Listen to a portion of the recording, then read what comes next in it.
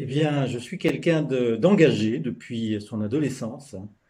Et ce goût de l'engagement, ce goût des causes, ce goût de l'intérêt général m'a conduit à la fois à faire une carrière au service de l'État, une carrière de haut fonctionnaire, et à m'engager auprès des associations à différentes époques de ma vie, et notamment après avoir été chef du bureau des associations au ministère de l'Intérieur. J'ai à cette époque fréquenté beaucoup de gens passionnants, et j'ai donc poursuivi ensuite mon engagement auprès de plusieurs associations. J'ai accompagné l'aventure d'Ideas depuis sa création en 2009 et il y a quelques années, j'ai rejoint le comité Label. Euh, c'est une expérience passionnante qui permet à tous ses membres à la fois de rentrer dans la vie intime des associations qui viennent de demander le label. Et c'est aussi une occasion formidable de partager son expertise, son expérience. J'ai déjà été président de pas mal de structures associatives, je le suis encore.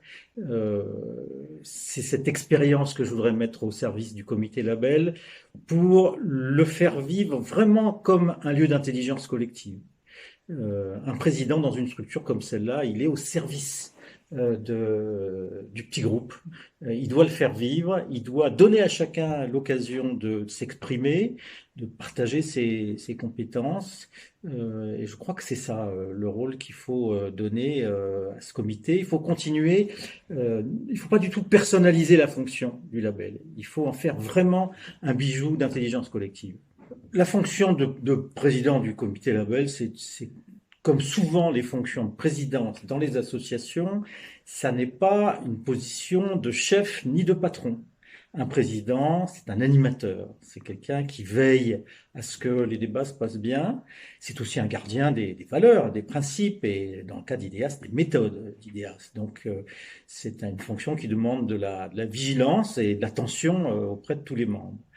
Euh, IDEAS a créé en 10 ans un modèle de certification et d'accompagnement des organismes sans but lucratif, associations et fondations, et même aujourd'hui un fonds de dotation qui vient d'obtenir le label.